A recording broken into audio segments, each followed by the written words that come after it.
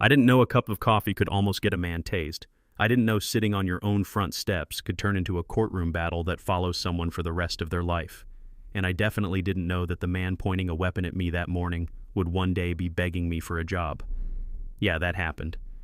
It was a humid Tuesday morning, one of those slow city mornings where the light hits the sidewalk just right and you can actually hear birds over traffic. And I was sitting on the limestone steps of my building with a mug of Ethiopian roast warming my hands, breathing in that quiet like it was something I'd earned after 50 years of fighting for space in rooms people didn't think I belonged in. I wasn't dressed like money, didn't look like power, just an old gray t-shirt, gym shorts, house slippers, the uniform of a man finally off the clock. And I remember thinking how peaceful it felt to sit there knowing every inch of that building behind me was mine, every brick restored with checks I'd signed and arguments I'd won, 3 years of permits, hearings, contractors, delays, the kind of grind nobody claps for but everybody benefits from. You know what I mean?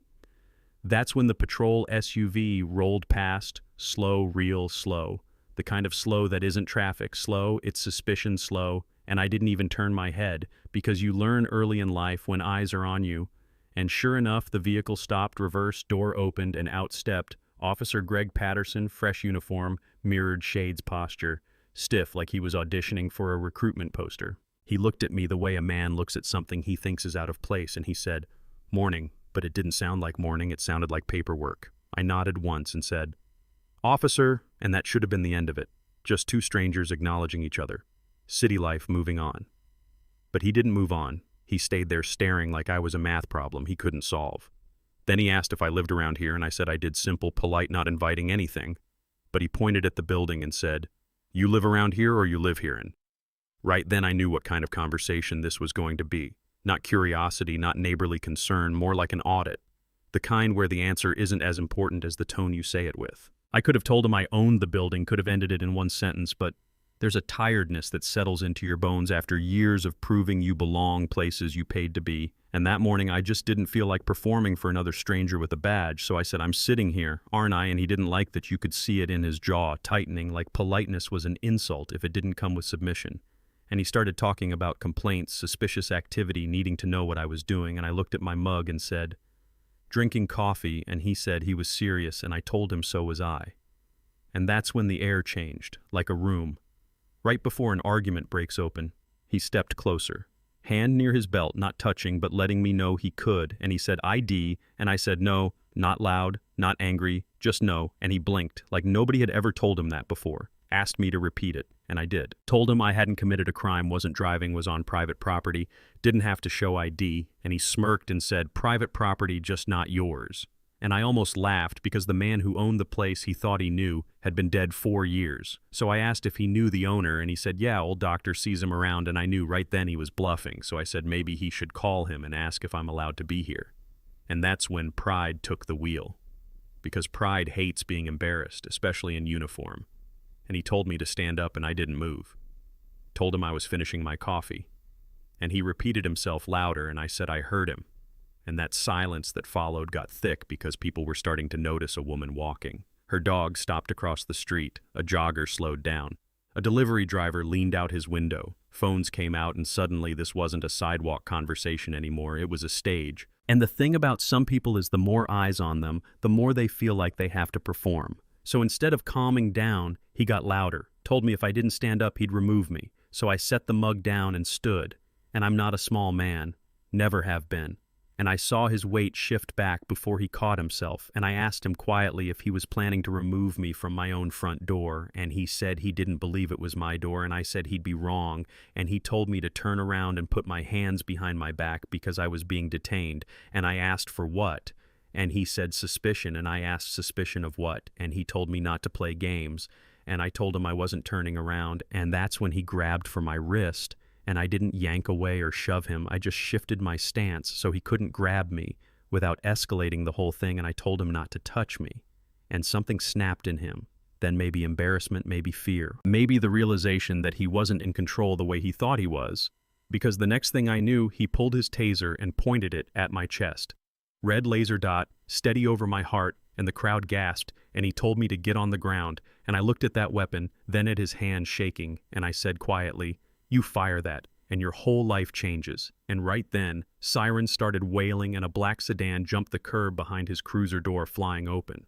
Out stepped my attorney in a navy suit looking like he billed by the second, and behind him came his captain, and the captain's voice cracked through the street like thunder telling him to holster it now. And I watched the kid's whole body deflate when he realized the cavalry wasn't coming for me, it was coming for him. And the captain turned to me and apologized, like he meant it, asked if I was hurt, called me by name, and you should have seen the officer's face when he heard that, like gravity had doubled. And my lawyer stepped forward and asked him to state his probable cause for detaining his client on camera. And the kid said I fit a description, and the lawyer asked what description, and he said I was sitting, and even the breeze seemed to pause for that one. And the captain didn't yell, didn't lecture, just ripped the name patch off his vest and told him to sit in the back of the car, and he walked past those phones, filming him, every step echoing louder than the last. And I picked up my coffee again, thinking that should have been the end of it. Just a strange morning story to tell friends later. But that wasn't the end, not even close, because by noon the video was everywhere. By night, it had millions of views, and by morning his career was basically a headline. The department opened an investigation, the city lawyers got involved, and my attorney filed a civil rights suit that named him personally, not just the department personally. And when his union rep told him that, I heard later, he just sat there blinking like he'd misheard, because suddenly this wasn't about authority anymore, it was about consequences. Depositions followed where the lawyer played the footage, frame by frame, asking him what part of holding a coffee mug looked threatening, what part of sitting with ankles crossed looked aggressive, what crime it was to challenge an officer's tone, and piece by piece the story he told in his report fell apart under its own weight. Then the jury came back with a verdict in my favor, damages in the millions, and people always ask me if that felt like victory, and I tell them honestly it felt like quiet, like a door closing, because money wasn't the point. The point was a line had been crossed and the law had acknowledged it. His job was gone, his pension gone, his reputation burned into search results. And life moved on for me the way life does when you've got projects to build and crews to pay and meetings to make. Until about 2 years later, I was walking a construction site in summer heat, checking progress on a new development, when I heard a foreman yelling at someone who'd dropped a load of steel rods, and I turned and saw a worker on one knee gasping for breath, thin shaking vest hanging loose, and something about his voice when he apologized sounded familiar, so I walked closer and told him to look at me, and when he did, I recognized him under the dust and sweat. It was Greg Patterson, but not the same man. This one looked worn down, like life had sanded him smooth, and he recognized me a second later and scrambled back, like the ground might swallow him, said he didn't know it was my site, said he just needed the hours, and the foreman asked if I knew him, and I said I did, and I asked Greg why he wasn't doing police work somewhere, and he laughed this dry little laugh and said nobody would hire him. Background checks flagged him half his paycheck got garnished, he was drowning. And I looked down at the foundation pit where the hardest labor was the kind that breaks backs and burns lungs. And I thought about that morning on the steps, about the red dot on my chest, about the way fear feels when you know you did nothing wrong. And I could have told the foreman to send him home, could have ended his day right there, but instead I told him he could stay, that he didn't work for the temp agency anymore, he worked for me, and he looked confused, and I told him he owed me a debt and he'd pay it in sweat, that the pit down there was where the community center foundation would go, and he was going to help build it minimum wage overtime straight to his judgment, balance hardest rotations, and he started crying right there in the dust, saying he'd do anything, and I leaned in and told him not to thank me to earn it. Then I walked away, and behind me I heard steel clanging and boots shifting and work starting again. And sometimes people ask me if that was mercy or punishment, and honestly I still don't know, because part of me believes a man should face what he's done, and part of me believes people can change when they're given something to build instead of something to destroy. So I'll ask you this, was I right to make him work it off? Or should I have let him walk away from it all, because stories like this don't really end, they just get passed along. So tell me what you think in the comments, and if you've ever seen something